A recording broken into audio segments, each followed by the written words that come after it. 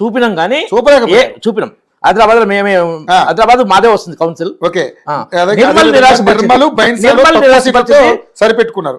కేంద్ర మంత్రి బండి సంజయ్ కూడా పెద్దగా దాన్ని ఇది చేయలేకపోయారు అనేది నిర్మలే ఇంకా నిరాశపరిచింది. నిర్మల మీద ఇంకెక్కువ ఉండే మాకు ఎక్స్పెక్టేషన్స్.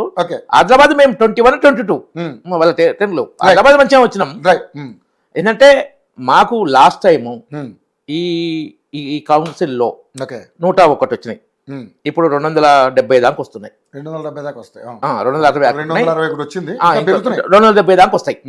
అంటే 101 నుంచి 270 అంటే పెరిగినాం. అది ఇంకోటి మేము ఈసారి ఏంటంటే పార్టీ తెలంగాణలో విస్తరించాలి, ఎక్కువ కౌన్సిల్ గెలవాలి, కొన్ని మున్సిపాలిటీ వదిలిపెట్టి కొన్నిటి మీద కాన్సన్ట్రేషన్, ఇట్లా కాకుండా ప్రతి మున్సిపాలిటీలో పోటీ చేయాలి, ప్రతి ఓటర్కు బీజేపీ చేరాలి, ప్రతి ఓటర్కు బీజేపీ చేరాలి.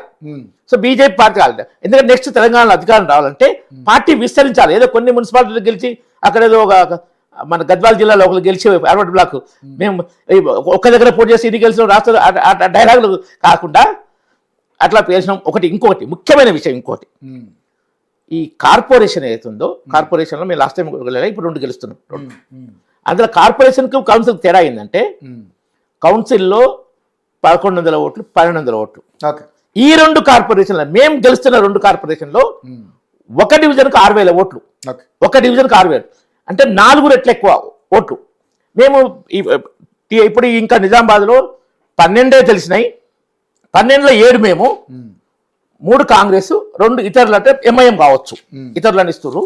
బీఆర్ఎస్ ఇప్పటికీ నిజామాబాద్లో తెరవలే. కానీ మాకు ఇంకొక 12లో 7 అంటే 48లో ఇంకో 24 వచ్చే 2-3 అవకాశం ఉంటుంది.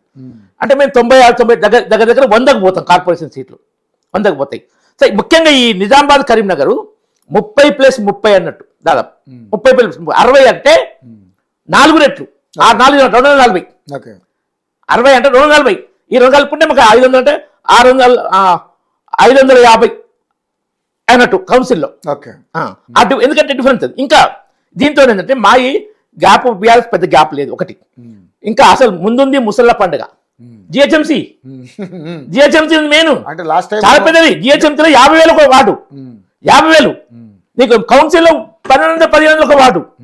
అంటే ఎన్ని రెట్లు 40 రెట్లు. ఇక్కడ మేము ఇప్పుడు 100 పైన కలుస్తాం. 3 చేసిన 100 పైన కలుస్తాం. కాంగ్రెస్ ఎంఐఎం తో పోటీ ఓ దగ్గర, కాంగ్రెస్ తో పోటీ ఓ దగ్గర ఉంటుంది మాకు. ఎందుకంటే అధికార పార్టీ మెయిన్ ఉంటుంది కదా. అందులో జిహెచ్ఎంసీలో ముస్లిం ఓట్లు చాలా ఇంపాక్ట్ ఉంటుంది, ఎక్కువ ఉన్నారు. క్రిస్టియన్స్ కూడా. ఈ 2 ఏంటంటే అధికార పార్టీతోటి బీజేపీ వ్యతిరేకంగా ఓటేస్తారు. అప్పుడు బీఆర్ఎస్ ఎట్లాగూ లోక్సభ ఎన్నికల్లో చాలా కిందికి పోయిందో, ముఖ్యంగా ఇక్కడ ఎమ్మెల్యే అన్ని స్వీప్ చేసింది. బీజేపీ ఒకటే, కాంగ్రెస్ ఒకటి గెలవలే. ఎంఐఎం 7, బీజేపీ 1, కాంగ్రెస్ 1, మిగతా బీఆర్ఎస్. కానీ లోక్సభకు పెట్టకే ఎక్కడ సెకండ్ ప్లేస్ లేదు, లేదు. కాబట్టి ఇక్కడికి పరిస్థితి పోతుంది. ఈ జిహెచ్ఎంసీకి ఆడుకుంటే మేమే బీఆర్ఎస్ కన్నా ముందు ఉంటాం. ఇది కూడా తీసుకుంటే మేమే బీఆర్ఎస్ కన్నా ముందు ఉంటాం. అది జిహెచ్ఎంసీ ఎలక్షన్లు అయినాక బయటపడుతుంది. ఇక వరంగల్, ఖమ్మం ఉన్నాయనుకో, అది దాదాపు ఇద్దరు సమానంగా గెలుస్తుండొచ్చు. ఖమ్మంలో వాళ్ళు ఎక్కువ గెలుస్తుండొచ్చు, వరంగల్ మేము ఎక్కువ గెలుస్తాం. అది కానీ కాబట్టి కొంచెం మేము అనుకున్న దాంట్లో 10-15% తక్కువ వచ్చిన మాట వాస్తవమే. కానీ గతంలో కన్నా చాలా ఇంప్రూవ్ అయినాం. పర్టికులర్లీ కార్పొరేషన్లో ఇంప్రూవ్ అయినాం. కార్పొరేషన్లో బాగా ఇంప్రూవ్ అయినాం. ఇంకోటి ముఖ్యమైన విషయం మాట్లాడే, ఈ ఓట్లు ఫెయిర్ అండ్ జరలే, నిష్పక్షపాతంగా అసలు జరలే. స్టేట్ ఎలక్షన్ కమిషన్ అధికార పార్టీకి దాసోహం అన్నది. ఏ రకంగా జరగలేదు అనుకుంటున్నారు మీరు? మీకు పేపర్ మొత్తం పంపకాలు ఎక్కడ ఆపలేదు.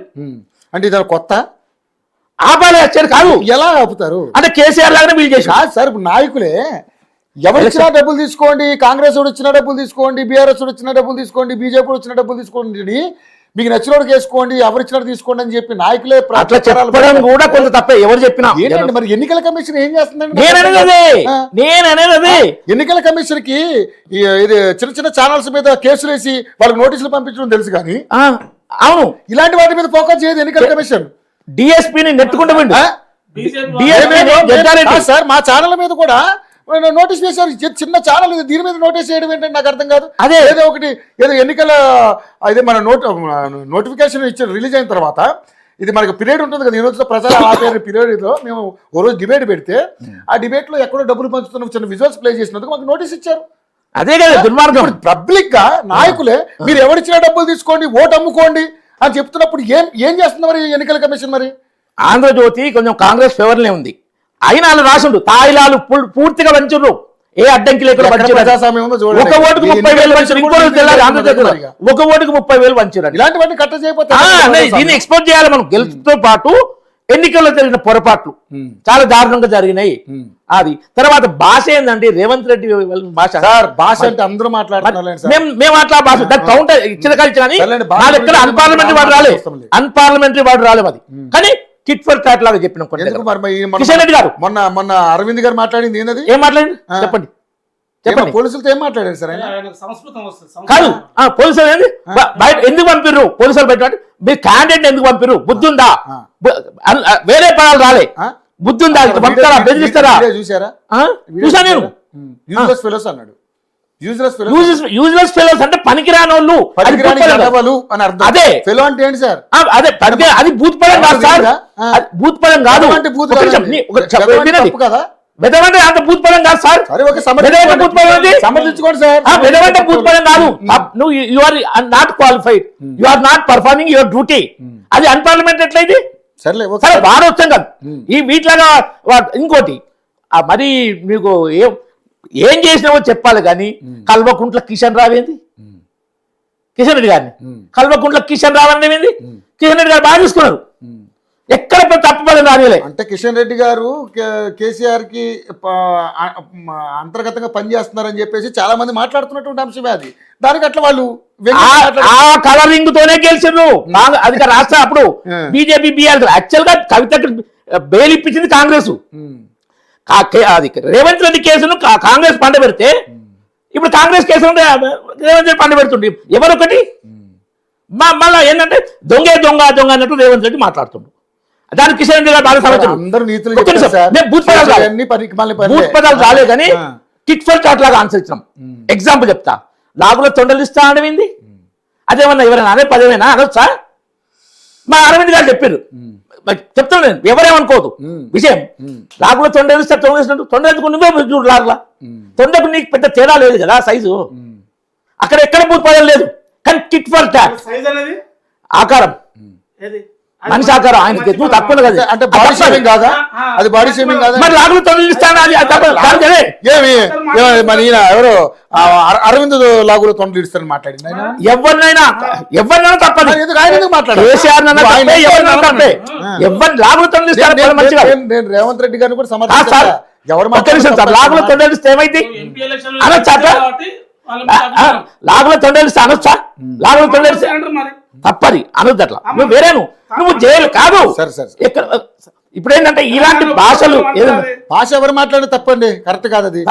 అదే కిషన్ రెడ్డి గారు ఏమన్నారు, మీకంత ఇష్టం ఉంటే మీ పేరును రేవంత్ ఖాన్ గా మార్చుకో, మతం కూడా మార్చుకో, మాకు అభ్యంతరంగా ఎక్కడ అన్పార్లమెంట్ వాడు రాలి. రేవంత్ రెడ్డి అంటున్నాడు కదా సార్ ఆల్రెడీ, ఇంకెందుకు మళ్ళీ మీరు ఆయన నాకు ఇష్టమే నాకు ఇష్టమే రేవంత్ పిలువంటుండు, నన్ను పిలువండి రేవంత్ రెడ్డి అంటుండు, రేవంత్ ఖాన్ కూడా అంటాడు. ఇవన్నీ తప్ప అది ఉద్యమ టైంలో ఆయన ఏమన్నా రాజీనామా చేసిండా? ఆ విషయాలు టాపిక్ వేరే, నేను దాని గురించి చెప్తా. అది కాదు టాపిక్ ఇక్కడ. మున్సిపల్ ఆయన సమైక్య రాష్ట్ర బీజేపీ అధ్యక్షుడు, పార్టీ బీజేపీ అప్పుడు నాకు తెలుసు. ఆయన తెలంగాణ ఎమ్మెల్యే, తెలంగాణలో ఒక ఎమ్మెల్యే. అది ఒడిసిపోయిన ముచ్చట. ఒక్క నిమిషం మాట చెప్తా. నేషనల్ పార్టీ అడిగిండు ఇక్కడ పరిస్థితులు నేను రాజం అంటే, నువ్వు మొత్తం రాష్ట్రానికి పార్టీ అధ్యక్షునివి, నువ్వు తెలంగాణ ఫేవర్ లో డెసిషన్ తీసుకోవద్దు అన్నారు నేషనల్ పార్టీ. రైట్, ఉంటుంది సిచ్యువేషన్, దాన్ని అర్థం చేసుకుంటూ ఉంటది. తెలంగాణ తెలుసు. ఇప్పుడే రవి గారు అన్నారు జై తెలంగాణ అన్నాడు రేవంత్ రెడ్డి అని. రేవంత్ రెడ్డి ఏ పార్టీ ఉన్నప్పుడు మరి మాట్లాడండి ప్లీజ్. మీరు మాట్లాడితే మధ్యాహ్నం నేను రాలే,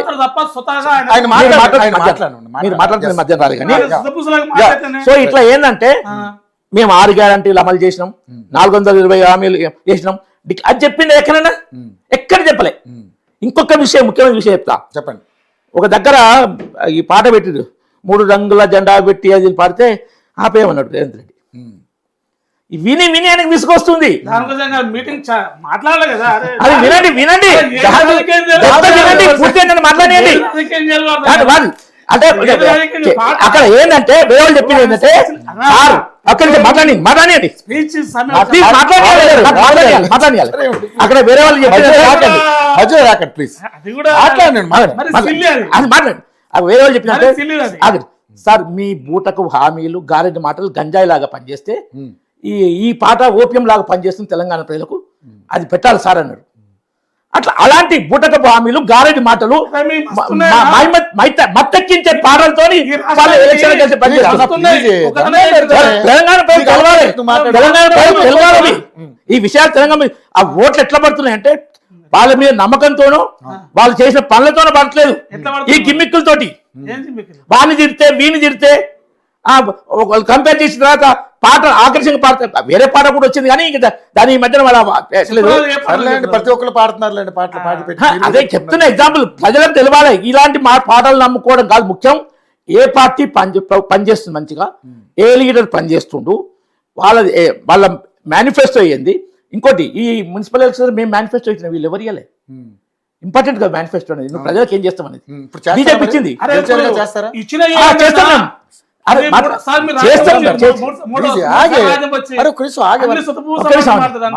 బండారు రామ్మోహన్ రావు గారు అనలిస్ట్ వారు చెప్పిండ్రు సాధిక బీజేపీ ఒక ఎన్నికలకు మేనిఫెస్టో ఇవ్వాలి, మిగతా పార్టీలు ఇవ్వలేదు. అండ్ ఎలక్షన్ ఉన్నప్పుడు 260 సీట్లు వచ్చినాయి కదా, మరి అక్కడ ప్రతిదాని చేస్తారా? ఎక్కడ మాకు అధికారం ఉంటే అక్కడ ఇంప్లిమెంట్ చేసే ప్రయత్నం మాక్సిమం చేస్తాం. మేము మాట తప్ప మాక్సిమం కాదు చెయ్యాలి. మీరు మాట అనేది మాకు వీలైతే మాక్సిమం కలపాలి. ఇప్పుడు మాకు చేతిలో ఉన్నంత వరకు మేము చేస్తాం. అదే ఎక్కువ వచ్చిన అనుకోండి అది వేరే ఉంటది. కాబట్టి మేము ఏవైతే హామీలు ఇచ్చినామో దాన్ని బట్టి తప్పకుండా చేస్తాం. దానికి వేరే అబద్ధాలు జోడించి లేనిపోయి కల్పించి ప్రచారం చేయొద్దు. అది ఉంటది మీ మేనిఫెస్టో బుక్లెట్ ఉంటది, పక్కా ఉంటది, చేస్తాం పక్కా. మేము ఎక్కడ తప్పకుండా చేస్తాము. కాబట్టి ఈ ఎలక్షన్స్ ఒక ప్రజలకు ఏంటంటే ఈ కొంచెం లాస్ట్ టైం బీఆర్ఎస్ కు అధికారం ఏదైనా 90% వచ్చినాయి, 100కు పైగా వచ్చినాయి కదా. ఇప్పుడు 15, 115 నుంచి 15, ఇంకో 10 వస్తాయి అనుకో, 40 ఉన్నాయి కదా పెండింగ్. మాక్సిమం 10 వస్తాయి, 25, 25% సక్సెస్ లాస్ట్ టైం. కాంగ్రెస్ మళ్ళీ బీఆర్ఎస్ వచ్చేటప్పుడు 90% రాలే. మాది బలం పెరిగింది, కౌన్సిల్ పెరిగింది, కార్పొరేషన్. కాబట్టి బీజేపీ ఎక్సెప్టెడ్ కన్నా ఒక 10% తక్కువైనా గతం కన్నా 2.5 రెట్లు అట్లా పెరిగిన. సరే, ఇక రాజకీయ విశ్లేషకులు సరే వీళ్ళ పార్టీలు వాళ్ళ తరపున